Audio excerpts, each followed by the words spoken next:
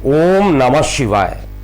मैं हूं एस्ट्रोलॉजर के सिन्हा और मैं अपने यूट्यूब चैनल पर आप सभी का हार्दिक स्वागत करता हूं।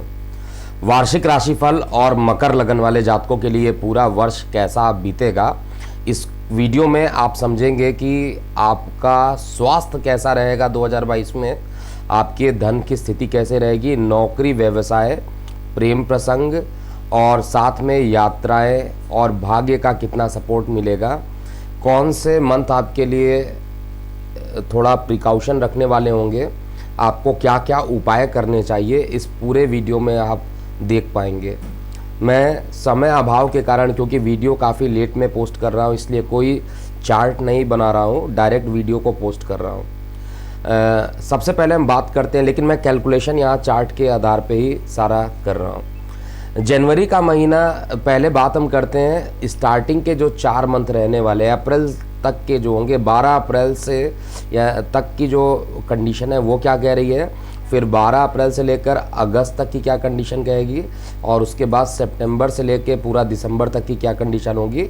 3 पार्ट में मैं इसको सिंपली डिवाइड कर दे रहा हूँ, जिसमें 29 अप्रैल से लेकर 12 अप्रैल मतलब जुलाई तक का जो पूरा टाइम है ऑलरेडी अलग वीडियो में पोस्ट किया जा चुका है। तो सबसे पहले हम जनवरी मंथ की बात करते हैं। जनवरी मंथ सामान्य जनवरी, फरवरी और मार्च अप्रैल तक का जो मंथ होगा वो 12 अप्रैल तक कैसा रहेगा। देखिए, इसमें सबसे पहले जब भी हम वार्षिक राशिफल, किसी भी कुंडली, किसी भी व्यक्ति का वार्षिक राशिफल देखते हैं, तो उसमें जो महत्वपूर्ण ग्रह होते हैं, जिनका जो टाइम पीरियड होता है वो ज़्यादा होता है, जैसे राहु केतु 1.5 साल में राशि परिवर्तन करते हैं, शनि 2.5 साल में, बृहस्पति देव 11 माह में राशि परिवर्तन करते हैं, तो इनका जो प्रभाव रहेगा कुछ ज़्यादा ही आपके ऊपर रहेगा। तो बृहस्पति देव का राशि परिवर्तन अभी 12 अप्रैल तक रहेगा, तो निश्चित रूप से लगन से द्वितीय भाव में रहेंगे और मेहनत का मालिक होकर द्वितीय भाव में रह रहे हैं। अब आप खुद ही बताइए, कोई ग्रह मेहनत का डिपार्टमेंट लिया है और धन स्थान पे जा रहा है, विदेश का डिपार्टमेंट लिया, धन स्थान पे जा रहा है, तो ये क्लियर है कि मार्च तक का जो महीना रहेगा, अप्रैल 12 तक का जो महीना रहेगा, वो धन के लिए एक चीज़ कंडीशन है। धन के लिए जो चीज़ें हैं आपको काफ़ी मेहनत करना पड़ेगा। ऑनलाइन काम करते हैं उसमें भी मेहनत करना पड़ेगा, ऑफलाइन काम करते हैं उसके लिए भी मेहनत करना पड़ेगा, यानी मेहनत ज़्यादा लगी रहेगी। मेहनत करने के बाद ही धन अर्जन कर पाएंगे। ये 12 अप्रैल तक का ये प्रेडिक्शन है धन को लेकर। इसके अलावा स्वास्थ्य को देखा जाए तो स्वास्थ्य को लेकर जनवरी फरवरी का जो मंथ रहेगा, अगर आप स्त्री हैं तो स्त्री से संबंधित, स्त्रियों को जो संबंधित परेशानियां होती हैं वो ज़्यादा परेशानियां कष्टप्रद हो सकती है, लेकिन जिनके किडनी से रिलेटेड परेशानी है उनके किडनी से रिलेटेड परेशानियां और बढ़ जाएंगी। ये टाइम जो रहेगा, शुक्र आपके लगन से द्वादश में जाने के कारण आपके गुप्त शत्रु बहुत ही से बढ़ा देगा। तो गुप्त शत्रु पर हमेशा नज़र बना कर रखिए और किसी को भी कॉन्फिडेंशियल बातों को आप जाहिर मत होने दीजिए, नहीं तो परेशानी बढ़ेगी। इसके अलावा जो आपका कार्य व्यवसाय रहने वाला है, इस बीच में जो फर्स्ट 3-4 मंथ की बात कर रहे हैं, इसमें कार्य व्यवसाय का जो मालिक है शुक्र ग्रह है और द्वादश में बैठा है, तो बहुत ज़्यादा संभावना है कि नौकरी व्यवसाय को लेकर ट्रैवलिंग ज़्यादा हो जाए, नौकरी व्यवसाय को लेकर स्थान परिवर्तन के योग बन जाए। तो जनवरी फरवरी में स्थान परिवर्तन के योग भी ज़्यादा बन रहे हैं।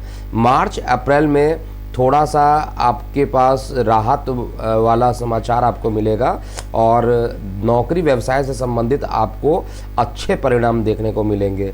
इसका मतलब 2 मंथ जो रहेगा वो कुल मिलाकर कहा जाए स्वास्थ्य के लिए भी बहुत बढ़िया नहीं कहूँगा, और धन अर्जन के लिए भी काफ़ी मेहनत करना पड़ेगा। उसके बाद का जो 2 महीना है वो कंपैरेटिवली धीरे धीरे ठीक हो जाएगा, लेकिन धन अर्जन के लिए तो अप्रैल तक आप पूरा काउंट कर लीजिएगा।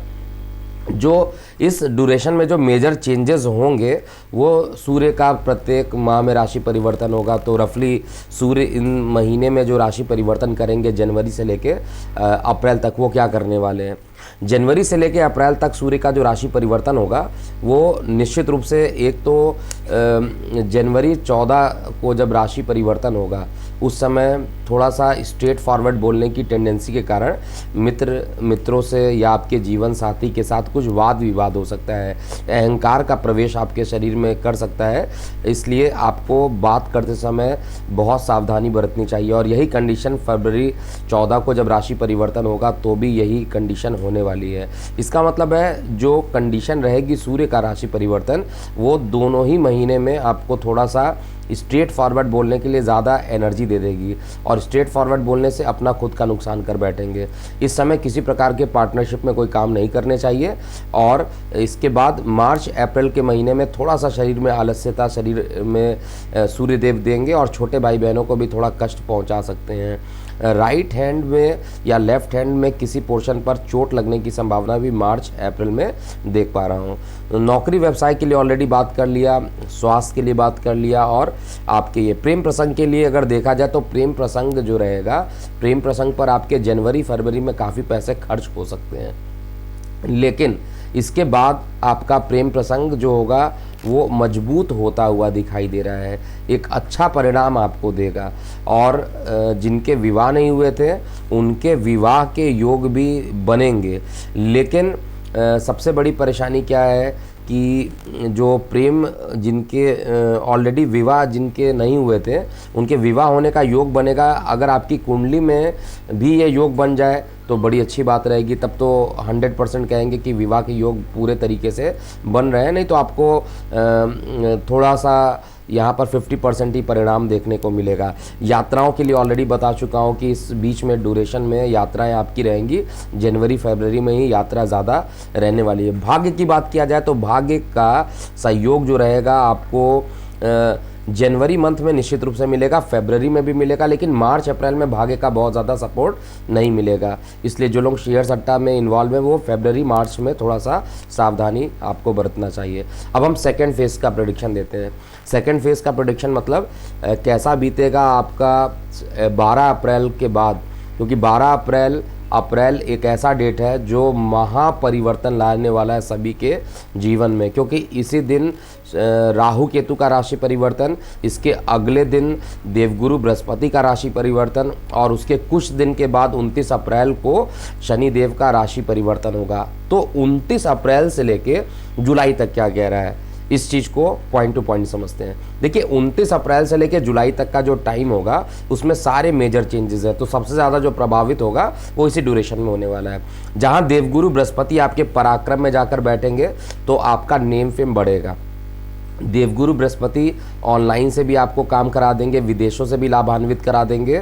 हर तरीके से देवगुरु बृहस्पति आपको अच्छा परिणाम देंगे और भाग्य का भी साथ यहाँ पर देने वाले हैं। ये पहले भी वीडियो में आपको बता चुका हूँ। लेकिन देवगुरु बृहस्पति जैसे ही राशि परिवर्तन करेंगे वैसे ही विवाह का योग रोक देंगे, यानी विवाह का जो योग रहेगा अप्रैल मई जून जुलाई अगस्त तक का जो टाइम रहेगा इसमें विवाह के कोई संभावना नहीं बनेंगे। हालांकि अप्रैल और मई में कई लगन होते हैं लेकिन फिर भी इस ड्यूरेशन में लगन नहीं बनेंगे, और जिनके विवाह तय हो जाएंगे उनमें डिले करने की कोशिश भी करेंगे। तो जिनको विवाह करना है वो 12 अप्रैल से पहले डेट निकलवा कर शुभ मुहूर्त में विवाह करा लेंगे।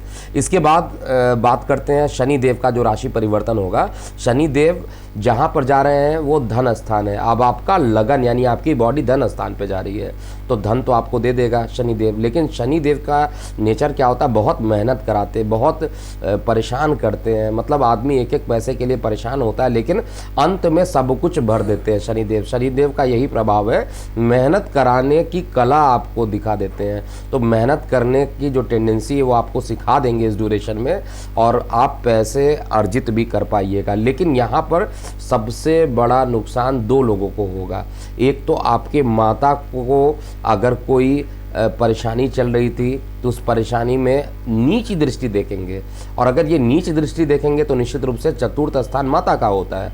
तो इस समय वाहन के एक्सीडेंट होने की संभावना, मकान में कुछ परेशानी आ जाना, अगर आपने कोई भूमि खरीदा हुआ तो उसमें कुछ डिस्प्यूट हो जाना, माता को कष्ट होना। और जो लोग हार्ट से परेशान है क्योंकि चौथा घर का कुछ पार्ट हार्ट से भी रिलेटेड होता है, तो जो लोग हार्ट से रिलेटेड ऑलरेडी पेशेंट हैं उनके लिए भी ये समय बहुत अच्छा नहीं बीतेगा।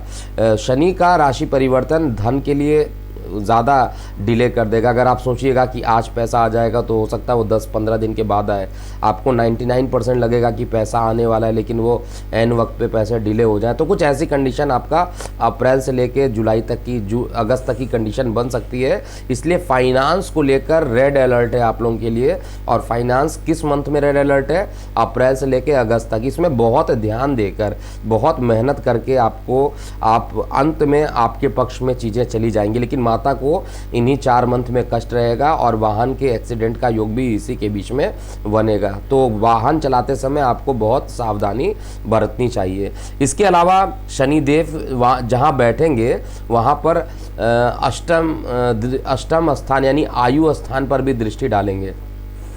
तो कोशिश तो पूरा करेंगे कि आयु को योग कारक ग्रह है, लेकिन अपने पिता के घर पे दृष्टि डालेंगे। हालांकि आयु में ये कमी करने की कोशिश नहीं करेंगे, लेकिन फिर भी कुछ ना कुछ विपत्तियां ले आ देंगे। कुछ भी ऐसा काम होगा जिसमें ऑब्स्टेकल आ जाएगा ये शनिदेव का। और शनिदेव की जो दशम दृष्टि है वो आपके लिए बड़ी अच्छी रहेगी। दशम दृष्टि जो है इनकम में, धन में बैठ के इनकम को देखेंगे। और धन में बैठ के अगर ये इनकम को देखेंगे तो महाधनी योग का निर्माण करेंगे। ये मेहनत भी कराएंगे, परेशान भी करेंगे, लेकिन अंत में खूब सारा धन आपके पास यहाँ पर दे पाएंगे। और आय के स्रोत में बढ़ोतरी होना, पदोन्नति होना, ये सब कुछ शनिदेव कर देंगे इसी बीच में। लेकिन फाइनेंस के मामले में आपकी परीक्षा भी हो सकती है और ये डिसाइड हो सकता है कि इसी 4 मंथ में आपने कितना अच्छा रिजल्ट दिया। इसके बाद राहु केतु का जो राशि परिवर्तन इस बीच में होगा वो आपके चतुर्थ स्थान पे राहु चले जाएंगे और दशम स्थान पर केतु चले जाएंगे। देखिए, केतु का नेचर होता है जहाँ जाता है उस भाव से आप लोगों को विमुख करा देता है।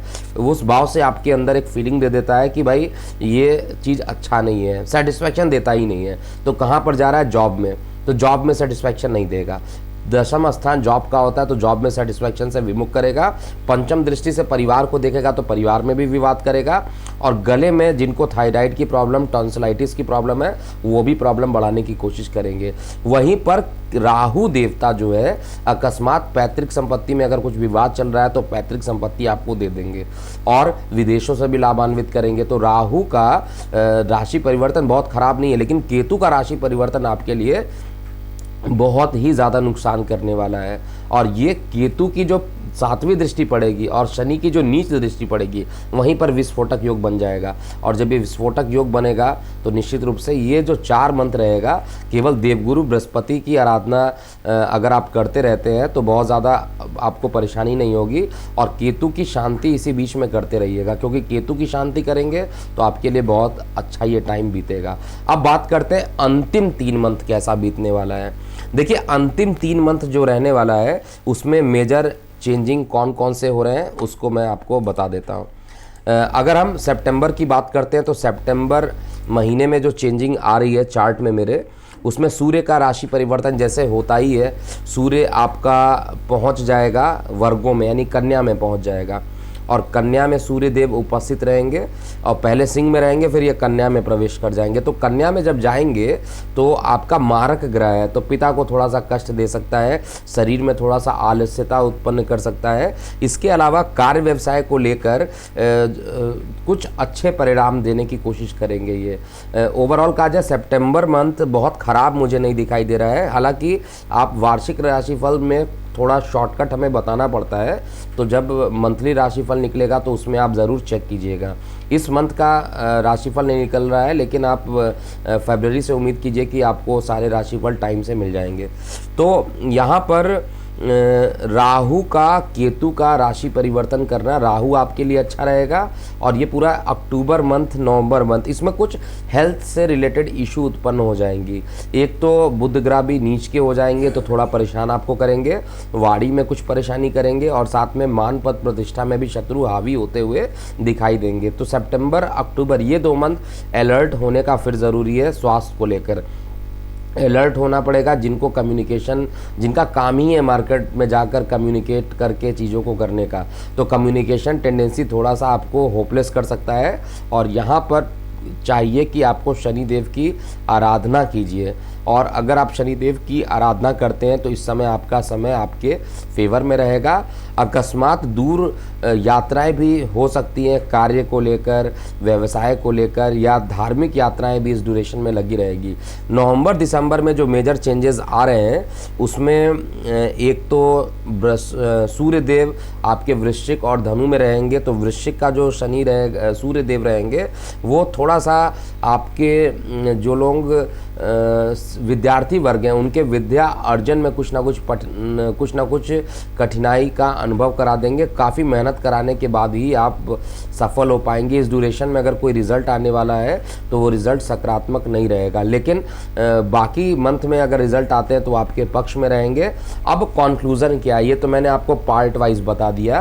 तो ओवरऑल अगर देखा जाए तो स्वास्थ्य को मैंने ऑलरेडी बता दिया, नौकरी व्यवसाय बता दिया, कार्य स्थल को लेकर बता दिया गया, आपके भाग्य का, आपके धन का और शिक्षा को लेकर हर एक पॉइंट इसमें कवर करने की मैंने कोशिश की है। लेकिन अब उपाय क्या किया जाए, तो जिनको किडनी से रिलेटेड परेशानी है उनको प्रत्येक शुक्रवार लक्ष्मी नारायण मंदिर जाइए और वहाँ पर कुछ खीर अर्पित कर दीजिए, और गरीबों में अगर दान कर देते हैं तो किडनी से समस्याएं, परेशानी जो चल रही हैं वो सारी परेशानी ख़त्म हो जाएंगी।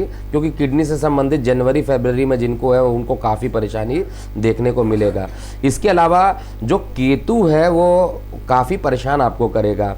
एक तो केतु का जो नेचर होता है, वो केतु के पास सोचने की शक्ति नहीं होती, इसलिए वो मोक्ष करा देता है। उसके पास शरीर होता है लेकिन उसका जो सर होता है वो होता नहीं उसके पास। तो सर नहीं होता, लेकिन ऐसा नहीं है कि इसकी दृष्टियाँ नहीं होती। दृष्टियाँ होने के लिए अब देखिए, सर और धड़ का लॉजिक अलग है। यह है तो ये स्यूडो प्लैनेट, लेकिन दृष्टियाँ होती हैं। कई एस्ट्रोलॉजर कहते हैं कि दृष्टियाँ नहीं होती, वो उनका अपना कैलकुलेशन होगा, लेकिन दृष्टियाँ होती हैं। क्योंकि ये सारे पराशर होरा शास्त्र देख लीजिए, नीलकंठी देख लीजिए, ताजिक नीलकंठी देख लीजिए, या जो भी बुक आती है एस्ट्रोलॉजी की, सभी में ये मेंशन्ड है कि इनकी दृष्टियाँ होती हैं। तो इसलिए वो अपने हिसाब से काम करेंगे। केतु को शांत करने के लिए 3 उपाय ज़रूर कर लीजिएगा। पहला उपाय, घर में तुलसी जी का आपको पूजन हमेशा करते रहना चाहिए। प्रतिदिन उनको धूप या अगरबत्ती वगैरह दिखाइए और दीपक ज़रूर जलाइएगा, जिससे कि केतु का नकारात्मक प्रभाव जो 12 अप्रैल के बाद स्टार्ट होगा वो कम से कम ख़त्म हो जाए। दूसरा, कुत्तों की सेवा ज़रूर कीजिए। कुत्तों को कुछ ब्रेड खिला दीजिए या कुछ भी, मतलब जो आपको लगता है कि वो खा सकते हैं, उनको अगर आप खिलाते हैं तो निश्चित रूप से आपको अच्छा परिणाम मिलेगा। और पक्षियों की भी थोड़ा सा पंच अनाज मिलाकर अगर आप दान कर देते हैं तो भी केतु यहाँ पर शांत रहेंगे। तो ये 3-4 उपाय अगर आप कर लेंगे तो 2022 आपके लिए अच्छा रहेगा।